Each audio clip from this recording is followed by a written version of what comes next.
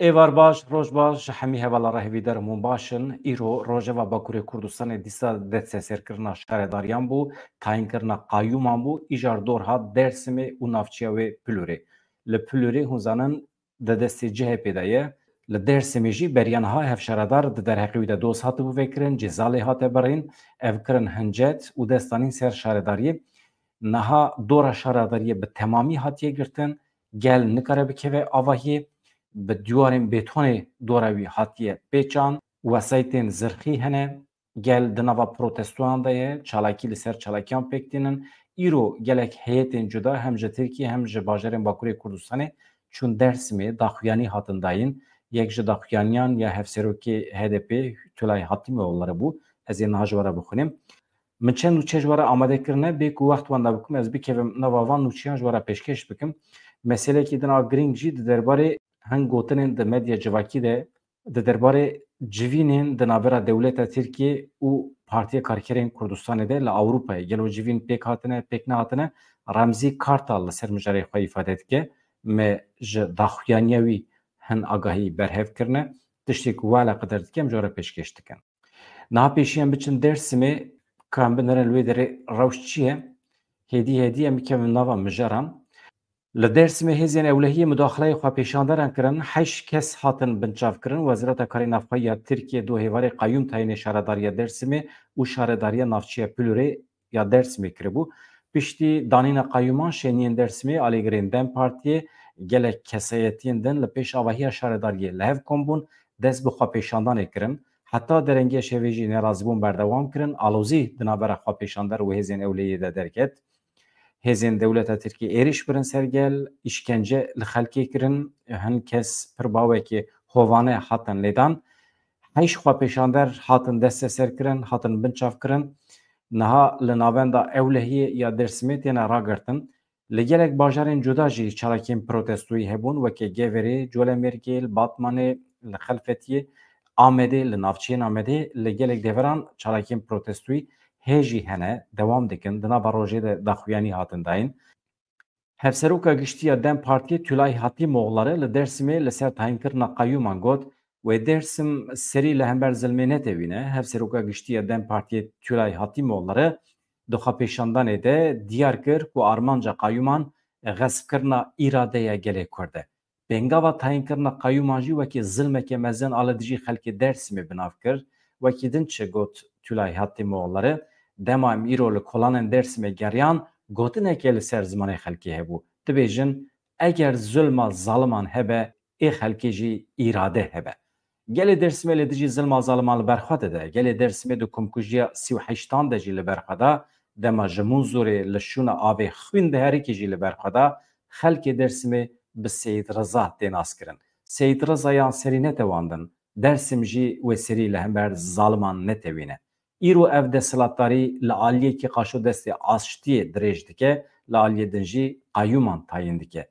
Tenê qayûm tayîn nake, her wiha hevserokê me şaredariyê Serok Cevdet jî ceza dike. Hevalên hêja li Japonyê bûyerekî balkêş heye. Dewleta Tirkiye dest savitiye heta Japonyê jî ji bo ku Kurd li wê derê nebin xwedî komele, Kurd neyne naskirin, daw doza wan neyne naskirin, hin Japonî kirîne. Hin Japoniyên ku ji aliyê dewleta Tirkiye ve hatine kirin li hember Kurdan xwepêşandan organîze dikin. Tabî Mehkemeya Japonyê ket dewrê ev çalakiyên li hember Kurdan qedexe kirin ka nûçe çawa ye. Dadgeha bajarê Saitama'ya ya Japonyayê xwepêşandana li dijî Kurdan qedexe kir. Komeleya Çandî Kurdan ya Japonyayê diyar kir ku armanca van çalakiyan xirabkirina navê Kurdan e. Xwepêşandar dibêjin li welatê wan pêwîstî bi hebûna komeleyekê Kurdan tune ye. Dadgeha Saitama'yê biryar da ku nabe xwepêşandar heta 500 metroyan nêzîkî avahiya komeleya Çandî ya Kurdan ya Japonyayê bibin. Divê xwepêşandan li nêzê wê jî çênebin. Komeleya Çandî ya Kurdan ya Japonyayê diyar kir ku ew bi vê biryarê gelekî kêfxweş in. Xwepêşandaran heta niha çend carên din jî beriya niha li pêşiya komeleyê xwepêşandan pêkanîbû. Parêzerê komelê Kim Jong-un hêvî kir ku ev bibe destpêkekê ji bo bidawîkirina hemû xwepêşandanên ku Kurdan aciz dikin li dijî hebûna Kurdan e. Divê derê de diyar dibe ku ev xwe pêşander ji aliyê dewleta Tirkiye ve hatine kirin. Eger wisa nebe tu problemekî Japonan bi Kurdan re tune ye. Japonî mirovên mêvanperwerin, ji Kurdan hez dikin ama ev Japoniyên ku ji aliyê dewleta Tirkiye ve hatine kirin diçin pêşiya komelê li gorî xwe dixwazin Kurdan aciz bikin ku li wê derê Kurd li Asyayê neyne naskirin. Nûçeyekê din ji Bakurê Kurdistanê Dedaşê elektrîka gundê mala badê ya navçeya Farqên ya Amedê ya Bakurê Kurdistanê qut kir. Nêzîkî mehekê ye 320 mal xanî bi qasî 3000 kes ê ku li gund dimînin dibin sir û seqemê de bê elektrîkin di tariyê de dijîn. Şeniyên gund helwesta saziyê wekî zilm bi nav kir. Bi çalakiyekî ev helwesta Dedaşê protesto kirin. Dibêjin çi? Dibêjin Edison elektrik dît lê Dedaş birî.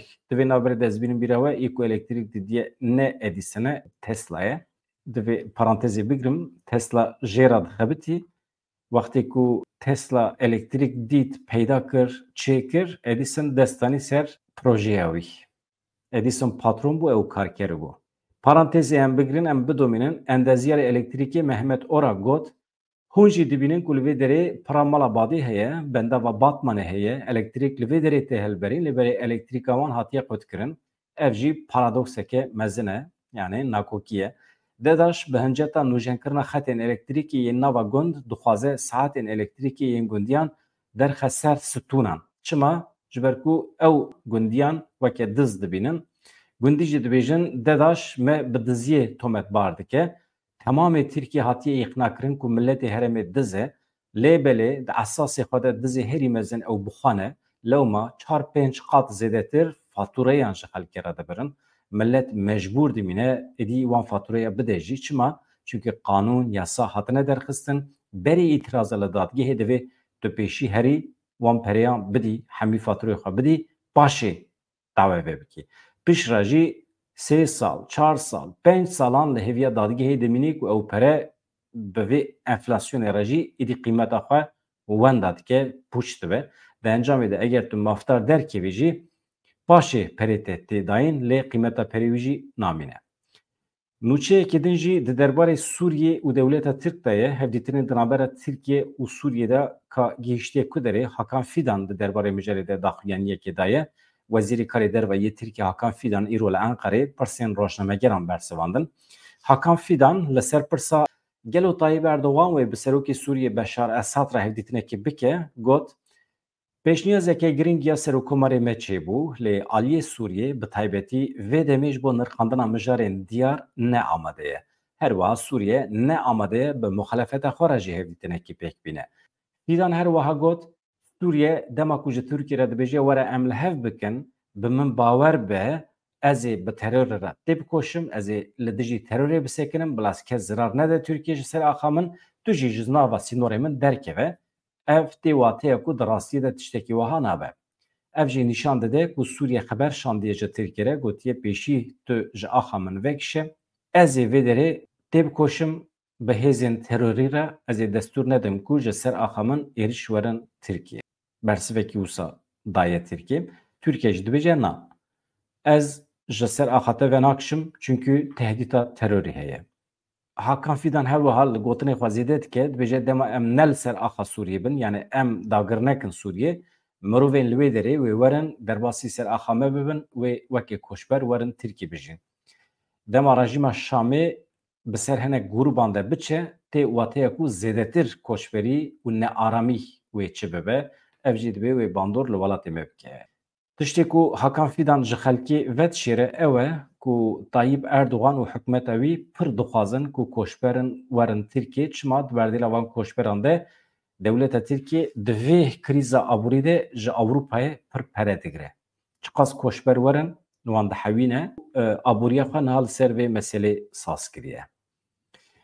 Mijarekê din ku ez dixwazim behs bikim, ew jî beriya çend rojan îddiayekî derketibû holê ku li Brukselê di navbera heyeteke dewleta Tirkiye û heyeta Partiya Karkerên Kurdistanê de berpirsê wan ê Ewropayê de civînekî li otelekê çêbûye.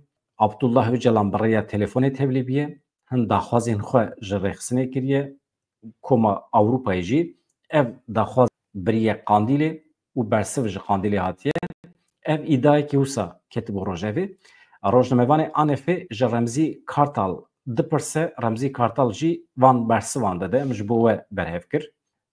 Pirsa rojnamegerê Anefê ji Hevserokê Kongreya Gel Remzî Kartal ev e, pirsa yekem hinek balkêş e. Dibêje hin çavkanî li ser medya dijîtal tînin ziman ku hûn bi dewleta Tirkiye re hevdîtina dikin, heta di hevdîtinekî de rêbera po jî bi rêya telefûnê tevlî biye, hûn dikarin li ser vê yekê çi bibêjin? Erê me jî bîst li ser medya dijîtal hin nûçê hatin belavkirin ku qaşo me bi hinek siyasetmedarên AKP re li Brukselê li otelekî hevdîtin pêkaniye. Ev bi tevahî derewe. Li ser vê mijarê ne bi AKP re ne jî bi dewleta Tirkiye re tu hevdîtinekî me pêk nehatiye. Hevdîtin li aliyekî diyalog jî nemimkün e. Ev nûçe ji bo xapandina raya giştî têne belavkirin. Ev nûçe bi temamî derewin.